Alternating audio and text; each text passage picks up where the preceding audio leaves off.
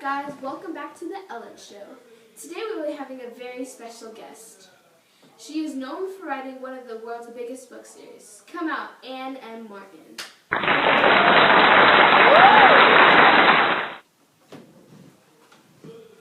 Hey Ellen, it's an honor to be on this show. No, it's amazing to have the best writer in my presence. Anyway, we are here to learn about you, so tell us a little about your early years. Wow, where do I begin? I was born August 12, 1955. The funny thing about my birth is Hurricane Connie was happening during this time. I was actually really close to be naming Connie Gale. Also, I was the fattest baby. My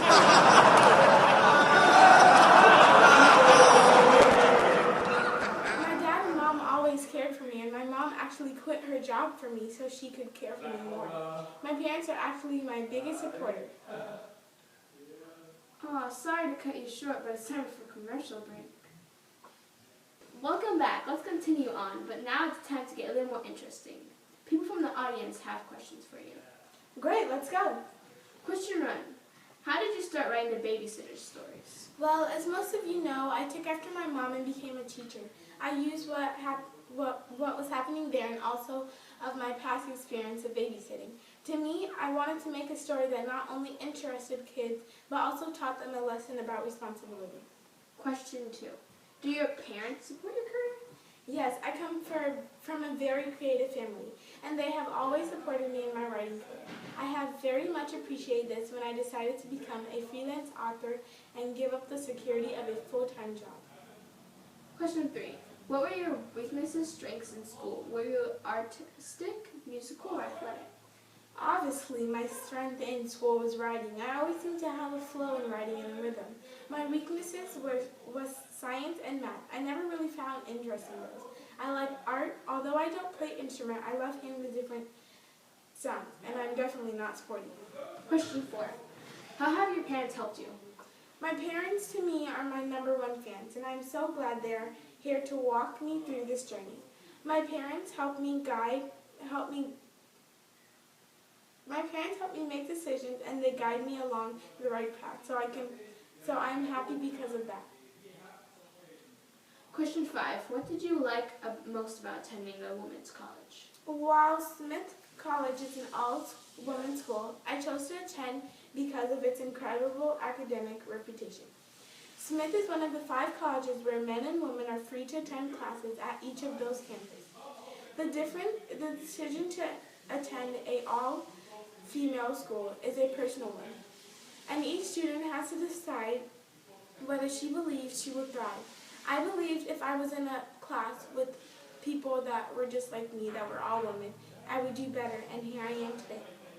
Question 6. Why did you stop writing books? I stopped writing books in 2000 because I was satisfied with all the work I had completed, and I felt that there was enough books out there.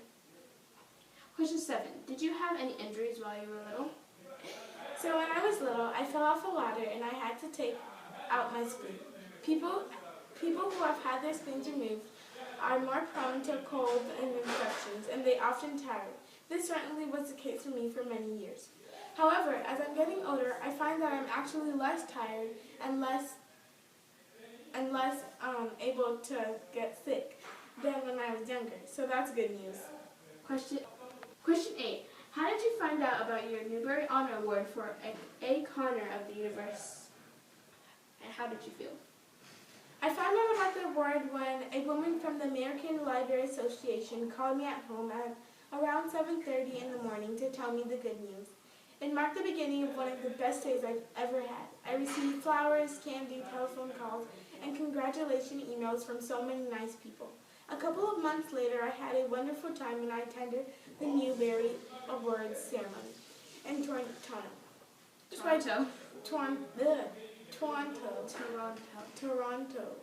So I guess you could say that winning a Newbery honor is pretty cool. Question 9. Have you ever lost a family member? I have indeed. I was 9 years old when I learned that I had an uncle who had died many years before I was born.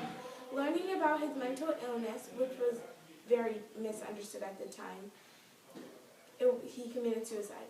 I was devastated not only because he took his own life, but that I never got to meet him. Sorry for your loss. It's fine. Over the years, I felt better and don't feel so sad anymore. Anywho, question 10. What did you give the idea to write? Anywho, question 10. What gave you the idea to write the doll people? My editor originally suggested the idea of a picture book about dolls. Then Laura Godwin, my co-author, and I started talking about the story with 2 different doll families, one old-fashioned and one newfangled. That's how the doll and fun craft families came to be. Question 11. Do you have a favorite author? Dr. Seuss steals my heart for my favorite author. I love all of Dr. Seuss's book. My all-time favorite is Happy Birthday to You. It's a wonderful story about the joy of celebrating your birthday, and I still get a kick out of reading it today. In fact, it's one of my favorite gifts to give to my friends and relatives on their birthday. Question 12. What kind of education did you have? I graduated from Smith College in Northampton, Massachusetts, with a double major in education and physiology. Psychology. Question 13. How old were you when you got your first book from the library? I started reading at a very young age. I think my mother started taking my sister and me to the library as soon as I could walk. I got my first library card in kindergarten when I learned how to sign my name. Question 14. Did you have any brothers and sisters? If any, what was your relationship like? I have a sister who is 2 years younger than me, but I'm several inches taller.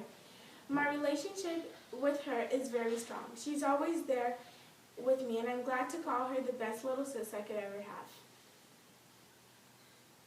have. How come you stopped writing the Babysitter's Club books? It was with mixed emotions that I realized that the time had come for Babysitter Club members to graduate from middle school, and for me to explore new creative writing challenges. I love the projects I've taken on, but I admit that there's still times when I missed writing about the adventures of babysitters. Question 16. When did you start writing books? I began working on my first book, Dumber Summer, when I was 25 years old. I didn't finish it for almost 3 years. Question 17. Will you write any other books? What was Ellis? Ellis is just Ellis. Will you write any other series like the Babysitter's Club and Ellis books? I love writing the Babysitter Club series because it's always fun to write and continuing characters. With the right idea and less grueling schedule than I had with Babysitter Club, I definitely consider doing a series again. Question 18. How old were you when you started writing the Babysitter's Club? I turned 31 when the first Babysitter Club was published. Question 19. Where did you get all of your characters from? Most of my characters are based off of people in my real life. Question 20. Do you have anything to say to your fans? Thank you so much for boosting me and giving me the confidence I have today, and I hope you continue to love me, and I love you all.